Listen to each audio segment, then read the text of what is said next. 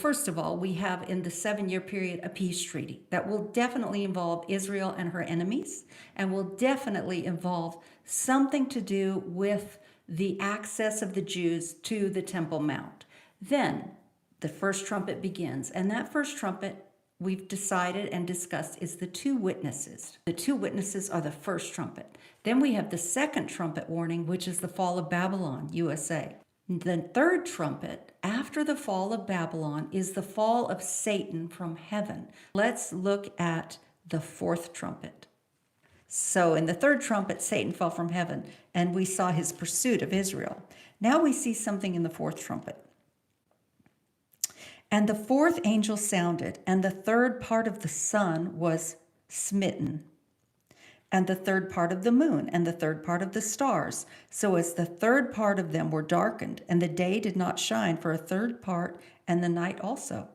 And I beheld and heard an angel flying through the middle of heaven, saying with a loud voice, Woe, woe, woe, says it 3 times. Woe, woe, woe to the inhabitants of the earth by reason of the other voices of the trumpets of the 3 angels which are yet to sound.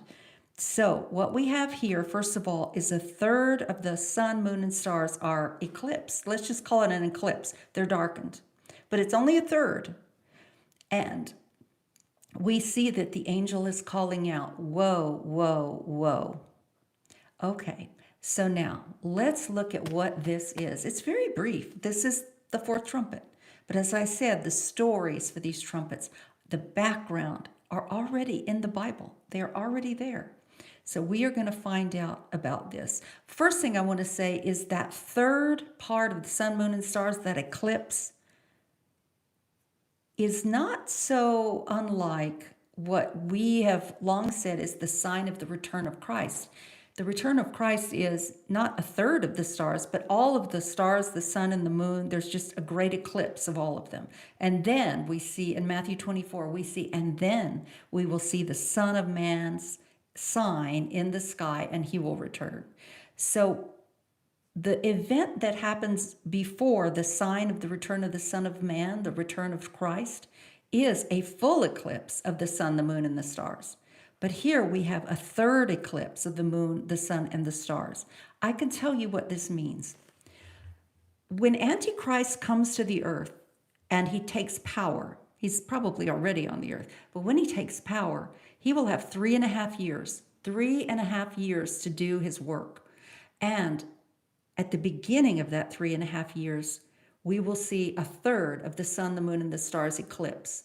And at the end of that 3.5 years, the whole thing will be eclipsed. Now, why? What has this got to do with anything? Remember, the sun and the moon and the stars represent Israel. They represent Israel. And when a third of it is eclipsed, it means it has suffered. Israel has suffered from the pursuit of Satan, from the Holocaust. You know that a third of the Jews were killed in the Holocaust. And that is just the pursuit of Satan. So they're already coming into the Great Tribulation, a third down. And by the end of the tribulation, the sun, the moon, and the stars, Israel will be almost at their end. They will be almost fully lights out. It will be a devastating time for them, and they are going to suffer. But so then the Lord will return when the full lights are out. And why will he return? To rescue them. So we see that these signs of the third of the moon, the sun, and the stars going dim are the beginning of the Great Tribulation, the beginning of the 3.5 years. And at the end is the full eclipse, and that is the end of the 3.5 years and the return of Christ. So that's how it's going to go. That's how I see it. So what is this third eclipse, this thing that's mentioned in the fourth trumpet? It is the beginning of the 3.5 years, the rise of Antichrist, the rise of Antichrist. Satan has fallen from heaven. Antichrist is already probably on the earth. And so as Satan falls from heaven, he possesses Antichrist. And Antichrist, this man, is now possessed by Satan and now will do the work that we all know as the Great Tribulation. So now let's look at the background of the story and how this all comes about, because I want you to know how this is coming about, and it is happening. So we are going to the background story of Revelation 13. This is this background story of Antichrist. And we're going to just do a couple of verses there and then go even deeper into the background. So let's do this. Revelation 13. And I stood upon the sand of the sea, and I saw a beast rise up out of the sea, having 7 heads and 10 horns, and upon his horns 10 crowns, and upon his heads the name of blasphemy. And the beast which I saw was like a leopard, and his feet were like the feet of a bear, and his mouth was the mouth of a lion. And the dragon, Satan, gave him power and his seat and great authority. Okay, so again, this beast with the 7 heads. Satan is the beast with the 7 heads. He's the dragon. We see that over the history of the world, Satan has tried to rule the world through what we call Babylon, Mystery Babylon, by ruling or influencing this Babylon, these cities that have ruled the earth, the 7 cities that have ruled the earth. And if you have not been following me, I have talked about this, as I said, in depth, Revelation 17 and 18. So anyway, there's this lion, this bear, and this leopard. And this story is what begins Antichrist in Revelation 13. But I want to start at the beginning, because it certainly began in my lifetime. And I want to show you where it began, something you know historically. So we are going to go to Daniel 7, because Daniel also had great visions about the last days. And Daniel is given, in fact, the angels tell Daniel as he sees his visions about the last days, they say, Daniel, close up the book, just close it up, because these things that we're showing you, they're not even going to be understood until the last days. So now we are in the last days. So let's try to understand what the angels were showing Daniel. So I'm in Daniel 7, and in Daniel 7, he had a bad dream. He's having visions at night. So let's start in verse 2. He says, Daniel spoke and said, I saw in my vision by night, and behold, the 4 winds of heaven strove upon the great sea. That has tremendous relevance to me. The 4 winds of heaven are the whole world. Right? The 4 winds of heaven. You know, my mother used to say, just throw it to the 4 winds of heaven. That means to the whole world. That's a saying. And it says the 4 winds of heaven strove. That's war. The 4 winds of heaven, the world was at war over the great sea. In the Bible, the great sea is the Mediterranean Sea. The whole world was at war over the Mediterranean Sea. When did that happen? That happened right before I was born it actually started a little bit before I was born. In 1917, actually 1914, World War I began, and World War I was the first world war ever, and it happened over the Mediterranean Sea. These are the beginnings of the last days. Even Jesus said, nation will rise against nation and kingdom against kingdom. These are the beginnings of sorrow. So he's saying, hey, y'all, the beginnings of these end times start with world wars. And we see that in Daniel also. So let's continue. We're talking about World War I and II. And he says, 4 beasts came up out of the sea, different from each other. 4 beasts came up out of the Mediterranean Sea, out of this war. Out of these 2 wars. They're alliances. 4 alliances came out of the world wars. And the first alliance was like a lion and had eagle's wings. The first alliance that came out of World War I and II was the lion, England, with eagle's wings, the United States. That was the first alliance. That was the beginning of sorrows when England and the United States came together as an alliance. Before that, remember, we had a war against England. You remember, we had the Revolutionary War. We were not like buddies. But by this time of World War I, we ran to the support of our ally, England, and we fought a war, and we've been in alliance with them ever since.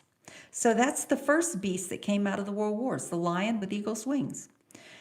And I'll just read, I beheld till the wings thereof were plucked, and it was lifted up from the earth and made to stand on its feet as a man, and a man's heart was given to it. England was soaring because of the wings of the United States. It was able to win the war. It became, it kind of got back some of its power that it had lost previously. So England was and is in alliance with the United States, and the United States makes England bigger than it is. The eagle's wings make it soar. But at some point, the eagle's wings, the United States, Babylon, will be clipped off.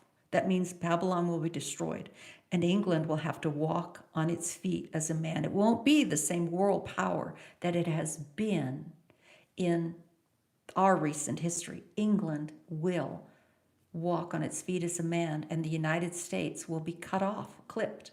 Babylon will be destroyed in the second trumpet. So Daniel's predicting this. So now there's another beast that rises up out of this sea. And this second beast is a bear, and the bear is Russia. Everybody knows Russia's the bear. And the bear becomes powerful out of World War.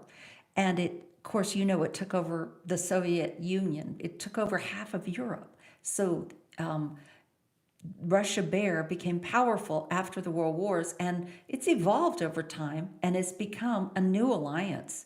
The bear has an alliance with China and Iran and North Korea. We see in Revelation 13, if you recall, I just read it. It's not just called the bear, it's called the 4 feet of the bear. 4 feet. Russia, China, Iran, and North Korea. That's the 4 feet of the bear.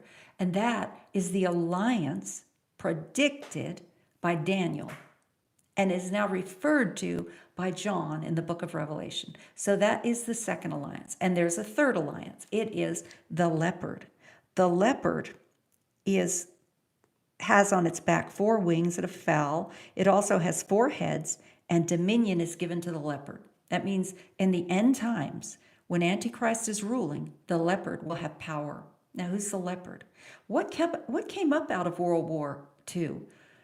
This was, I think it was in the 50s, right after World War II, that Europe started uniting. The European common market began in my lifetime, and the European common market became the European Union. And this uniting of the European Union began the appearance of the alliance called the leopard. The leopard is the European Union, but it is not complete. It also will take on the Middle East as its partner. Now, why does that happen? It hasn't happened yet. Why does it happen? Simply put, when the United States is destroyed as Babylon, Europe will be weak. They will not have the support that they had, and they will crumble. I mean, politically, they will fall, and they will be threatened by the one who destroyed at Babylon, USA. That destruction was led by the man who will become Antichrist. Not yet, but that destruction will be led by him and a group of 10 kings who we can name as bricks. And so what happens here, and I'm going to read on, but I'm going to say that Europe will collapse in its present form and come under the dictatorship of Antichrist, who is Middle Eastern, who is going to unite the kingdom of Rome, the Roman Empire, that's one of the heads of the beast, with the Greek Empire, the Middle East, that's another head of the beast. Remember, the beast had 7 heads. 2 of them unite, Roman Empire and the Greek Empire, Europe and the Middle East. And of course, it will also take on 2 other heads, Syria and Iraq, probably. So we are looking at a formation still in our future of the leopard, but we will see that this is all predicted in the book of Daniel. So there's the lion with eagle's wings, the bear, and the leopard. And let's see what Daniel says. And I saw in the night visions, and behold, there was a 4th beast, dreadful, terrible, exceedingly strong. It had great iron teeth. It devoured and broke in pieces and stamped with the residue of its feet. And it was different from all the beasts that were before it.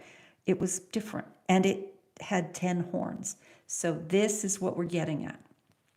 This beast in Daniel 7 is referred to in Revelation 13, and it describes in Revelation 13 how the Antichrist comes to power. So I'm going to go back to Revelation 13. There is this union that is coming to pass. These three alliances, the lion with eagle's wings, they're separate from the Russian alliance, and they're separate from, which is the bear, and they're separate from the European Union.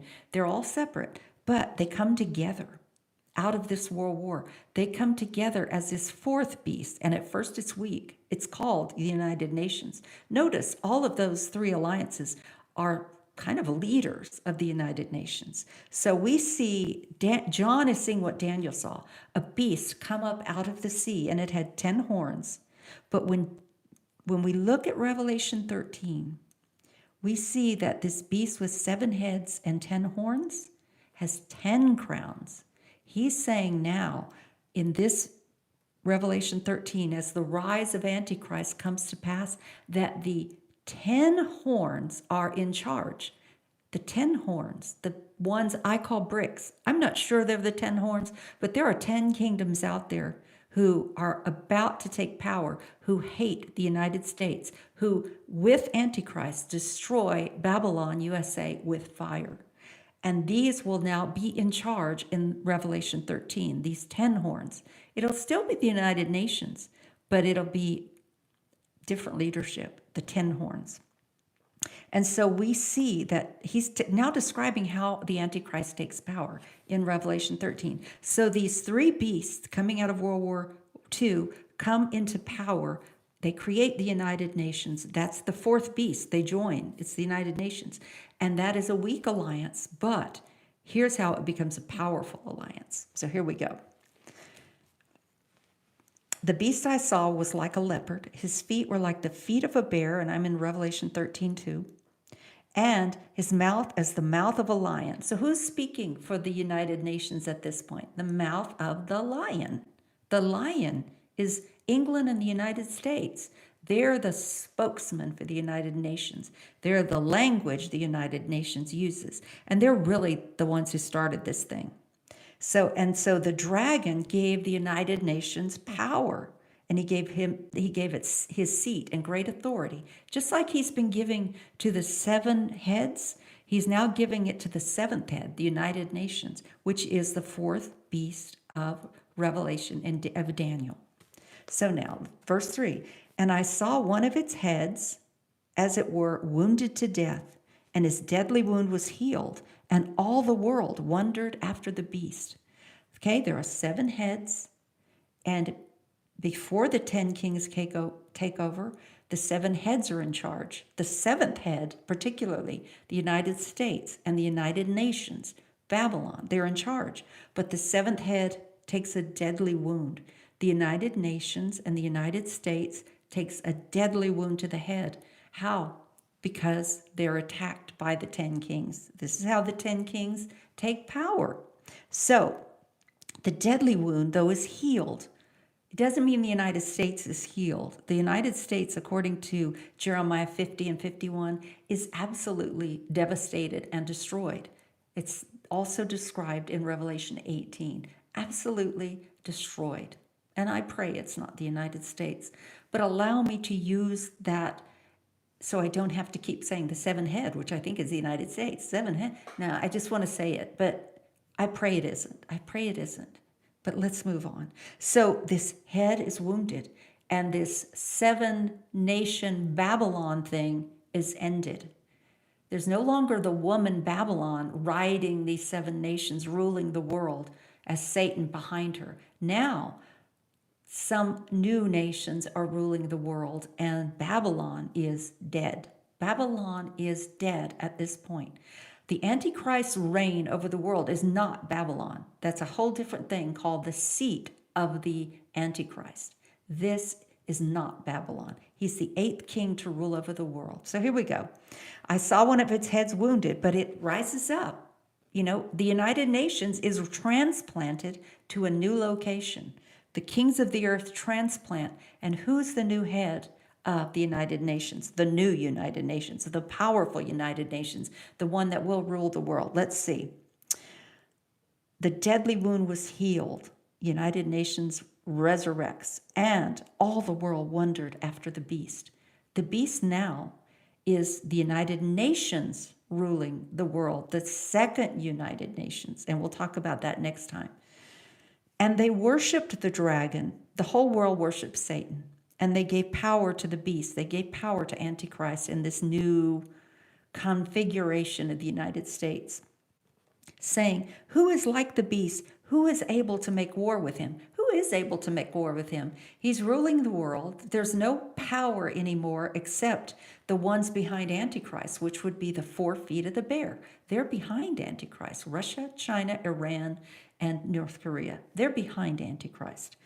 Who is able to make war with him? Well, who's going to make war with him? You think Europe's going to make war with all that without the United States? South America? Africa? No, there's nobody left to make war.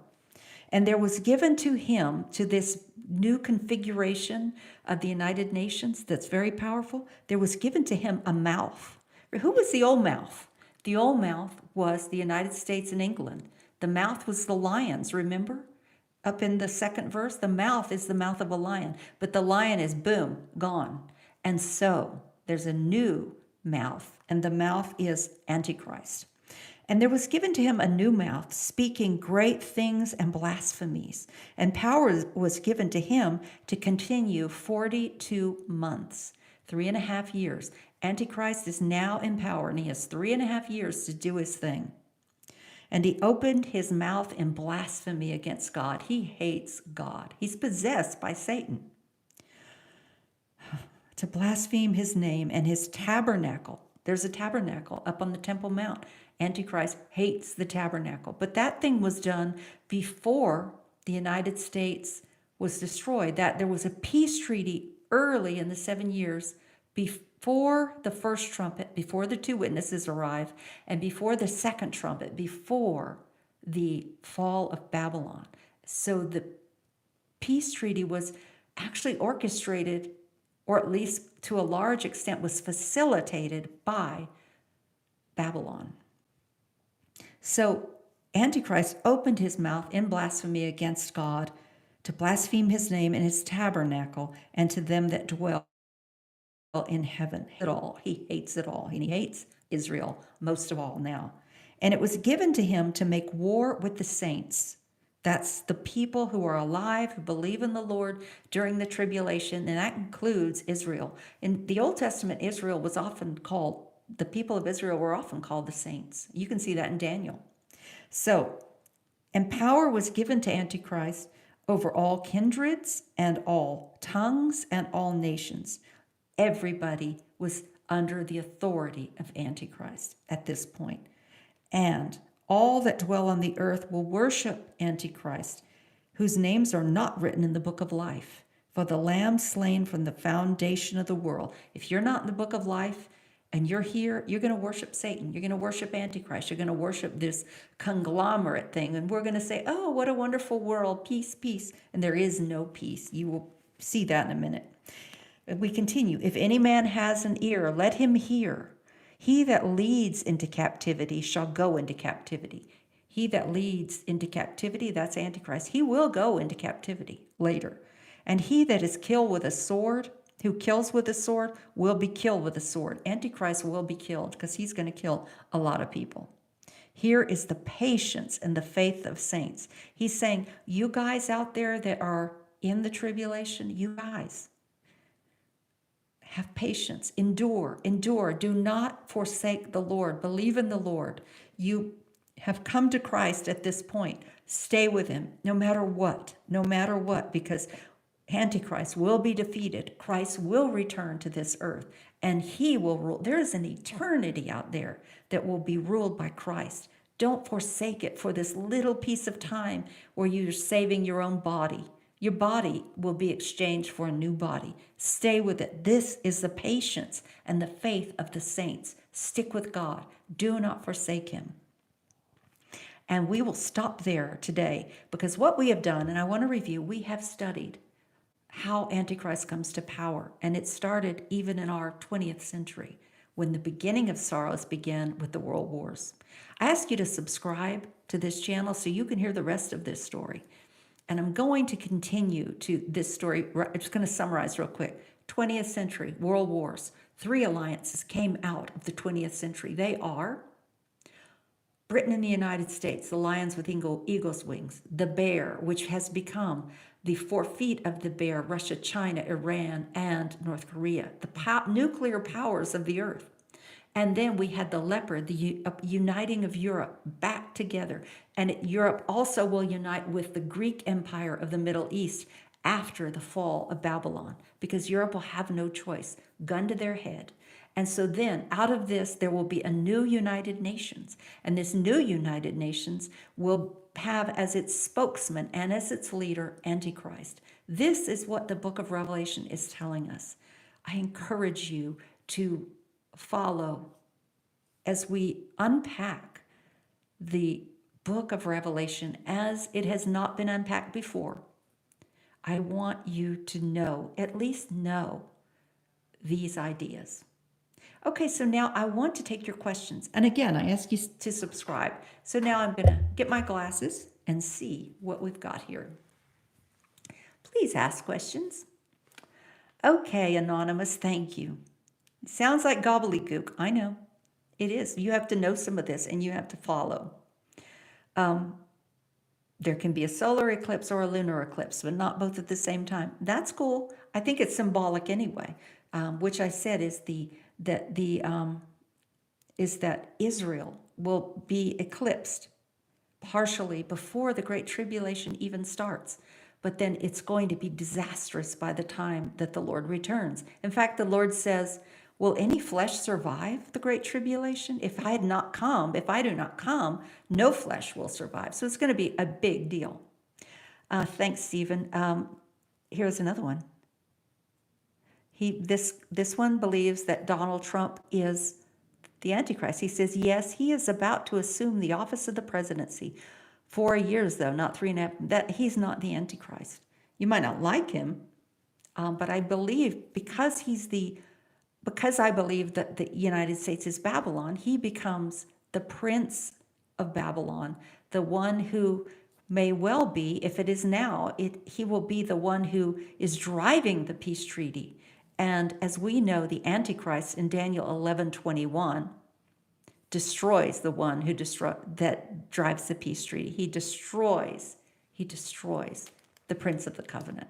So, you guys, I know it's hard to take in, and I'm telling you what I've learned over 50 years. So I am writing a book about this, which is really designed for the people who are going to be going through the tribulation. As I told you, the church is raptured before the trumpets begin. The church is raptured. So in that sense, church, believers in Christ now will not be here during this, but there will be people who will be evangelized by the 144,000. They will come to Christ, and I need to write a book for them. I need to write and leave them some word of some understanding of what's coming, because it's all here. God does not do things without giving good warning. So back to my questions. I know I'm living in a fantasy land. Now, I actually believe the things that you cannot see are reality. And the things that you are looking at are passing away. The things that you think about are passing away. The things that are tangible will not be reality. The reality is the things of God, the things you cannot see. I do not live in an unreality. I am quite sure of what I'm talking about. And I know that the Lord wants you to hear it, so I pray that you will. But whether you hear it or not, I'm here to tell it. I'm here. If nobody subscribes, I don't care. If nobody hears, I don't care. I'll preach to the rocks, because I've got to tell you what is coming. It is my call to tell you the truth, that Jesus Christ will reign over this earth. He will reign. He will. And every knee will bow to him. I pray that you will do that. I pray that you will receive him before it's too late. And I'm telling you what's coming, so that when you see it come to pass, you will know that, hey, what that lady said is true. It is true. So if there's no more questions, let me see. I think there's no more. So you guys, I probably won't be back before Christmas. You guys have a wonderful holiday, Christmas, a Merry Christmas. And if you're Jewish, I think I think Hanukkah starts on Christmas. So I pray that you will all come to Christ. Everyone come to Christ. He is the Lord of Lords. He is the King of Kings. Thank you, Lord Jesus, for helping me get this message out. I praise you. Thank you, Lord.